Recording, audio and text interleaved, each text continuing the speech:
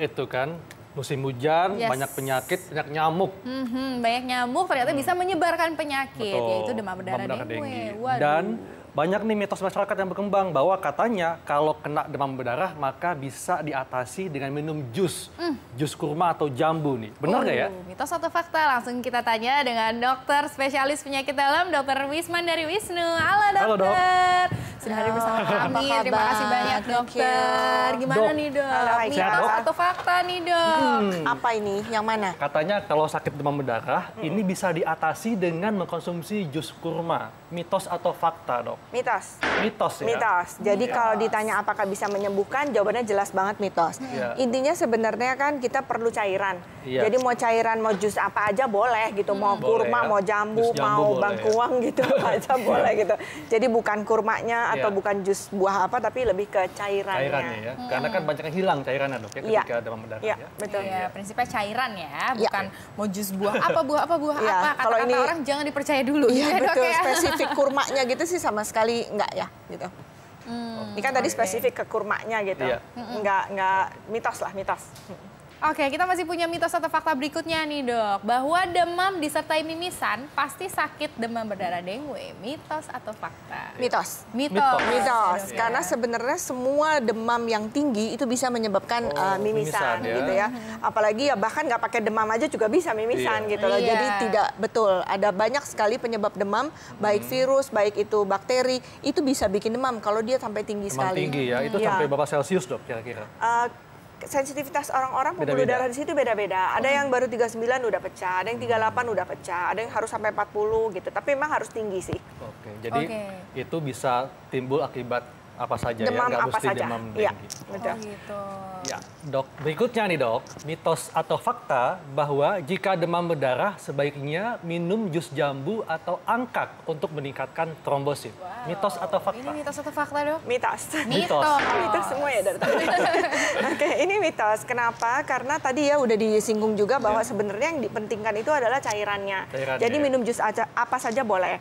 Nah, ini spesifik banget tadi jus jambu sama angkak. Angkak itu sebenarnya sangat tidak disarankan untuk orang-orang yang demam berdarah. Kenapa? Karena kalau orang minum angkak itu buang air kecilnya dan air besarnya bisa menjadi warna merah. Sedangkan itu adalah salah satu tanda kalau orangnya ada perdarahan atau tidak kan juga merah. Takutnya nyaru gitu loh. Ya, iya, betul. Ini angkaknya atau ini perdarahan. Iya, padahal gitu. kalau dia sudah sampai perdarahan di saluran cerna itu kan sesuatu yang serius gitu kan. Malah jadi tidak bisa terdeteksi gitu. Jadi kami-kami yang dirawat itu kita sepakat untuk dokter-dokter jangan sampai minum angkak. Gitu. Selanjutnya kita masih punya mitos atau fakta bahwa nyamuk Aedes aegypti penyebab demam berdarah cenderung menggigit pada siang hari. Mitos atau fakta nih dok? Kalau jam 10 tuh siang atau pagi ya? Itu masih pagi menjelang siang dok. Oke, jadi gimana jawabnya ya? Soalnya sebenarnya yang sering itu adalah pagi atau sore. Atau sore. Ya, jadi jawabnya apa ya? Mitos lah ya, gitu mitos ya. Karena kalau pagi itu bukan bagus deh. Yang banyak menggigit itu antara jam 8 sampai jam 10 pagi-pagi, sama sore-sore sekitar jam 3 atau jam 4 sampai jam 5 atau jam 6. Itu gitu. Nyamuknya beredar nyamuknya ya?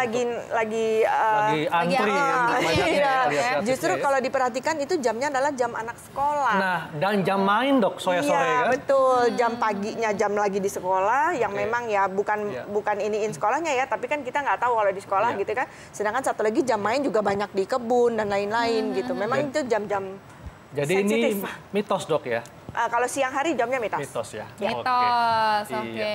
Tapi tetap aja ya kalau misalnya digigit nyamuk, tetap harus waspada juga ya dok ya?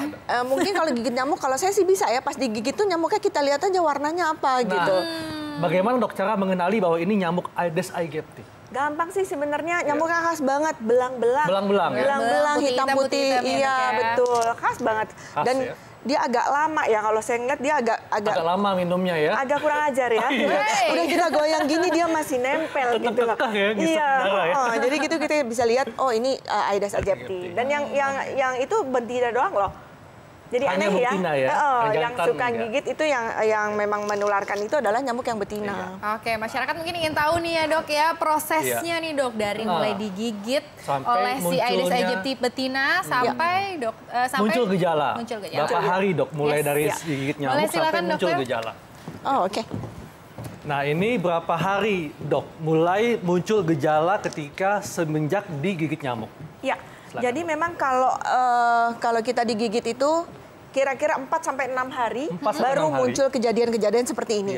Yang pertama kali itu kan demam tinggi mendadak. Itu khas banget. Jadi anaknya masih main-main, masih main bola, tiba-tiba pulang demam. Dipegang demamnya dan langsung tinggi. Demamnya? Bisa menggigil, bisa enggak. Karena orang kalau demam tinggi sekali itu kan memang jatuhnya agak menggigil ya. Yang khasnya adalah mendadak dan tinggi langsung. Mendadak dan tinggi langsung? Iya, ada kan yang suam-suam gitu ya, malu-malu gitu demamnya gitu. Ini enggak, ini langsung tinggi gitu. Ini langsung tinggi. Iya, kira-kira 4-6 hari kemudian ya setelah digigit. Nah kemudian badannya pegal-pegal. Kayak flu dok ya, seperti itu ya? Iya kayak flu ya, persis kayak flu. Jadi pegal-pegal, sakit otot semua gitu ya. Sakitnya ada yang sampai heboh sekali, ada yang tidak. Tapi sebagian besar ya pegel lah gitu jatuhnya ya. Kemudian juga sakit kepala itu jelas banget karena semua infeksi virus itu jatuhnya sakit kepala. Dan sakit kepalanya parah dok ya. Dan ini yang khasnya sakit pada bagian belakang mata.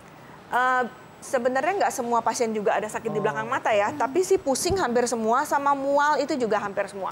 Hampir itu yang khas. Seperti itu. Hampir semua pasien datang itu karena sakit kepala yang tidak tertahankan dan mualnya. Nah dok, apakah semua penderita demam berdarah ini akan disertai dengan bintik-bintik merah pada kulit? Tidak. Tidak. Ya? Kalau yang masih stadium 1 itu belum ada bintik-bintik merahnya. Jadi kita tahu demam berdarah itu ada beberapa stadium, ada stadium 1, 2, 3, 4. Stadium 1 itu kita sebut sebagai demam dengue. Demam dengue itu hanya hematokritnya yang sedikit naik, trombositnya masih lumayan bagus, tetapi demamnya dari gejala tadi ada semua gitu ya. Nah itu masih bagus tuh, nggak ada bintik-bintik sama sekali yang kita sebut petekie gitu ya. Nah kalau stadium 2 mulai ada tuh, mulai ada trombosit mulai turun, tapi orangnya masih lumayan baik lah, tekanan darah semua masih bagus. Stadium 3 tekanan darahnya mulai turun.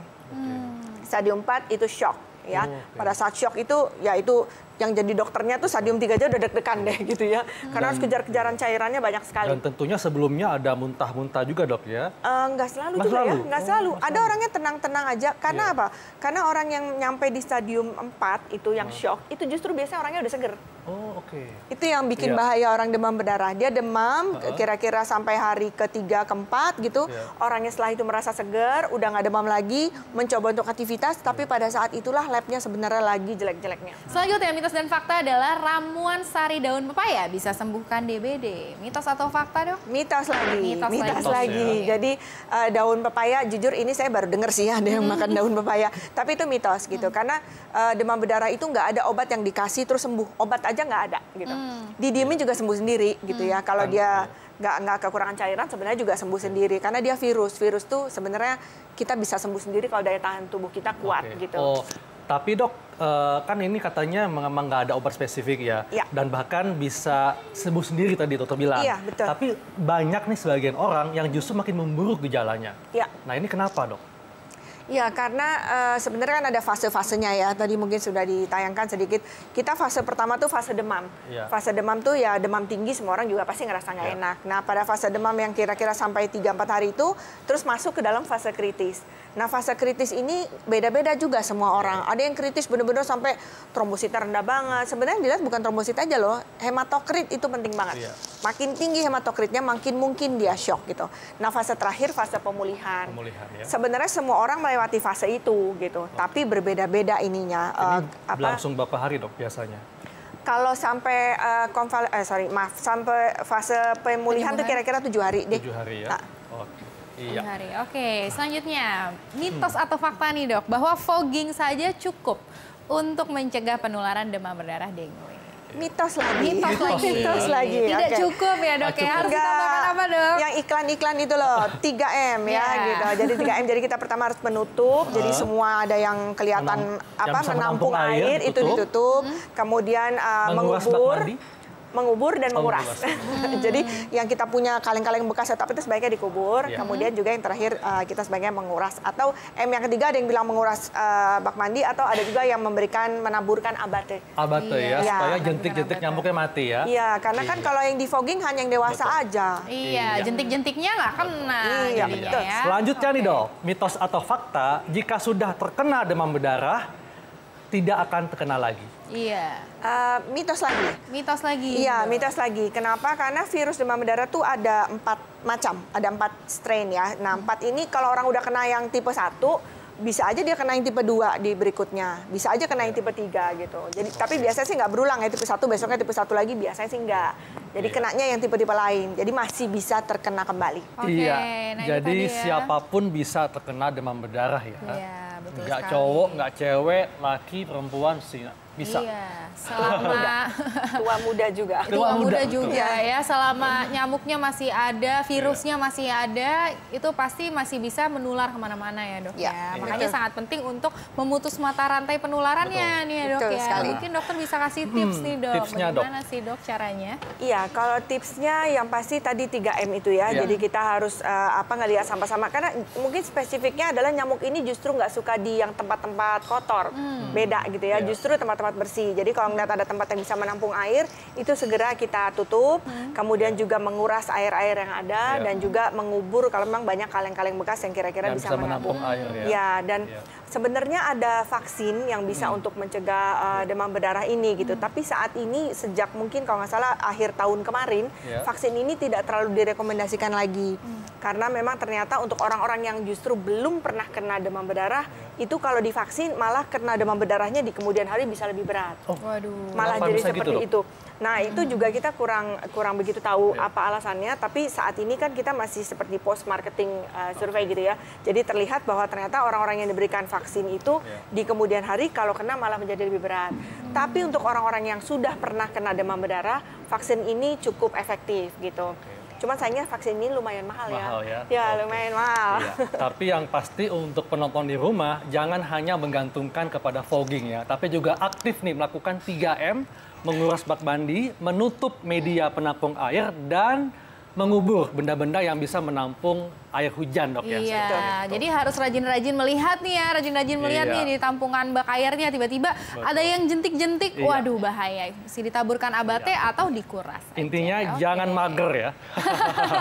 Oke, udah 60 menit nih. Terima kasih banyak. Sama-sama. Dr. Lisma dari Wisnu. Sama-sama. Sangat jelas sekali. Semoga ini bermanfaat untuk semua pemirsa yang nonton. Dan jangan lupa untuk pemirsa Ayo Hidup Sehat, selalu nonton program Ayo Hidup Sehat.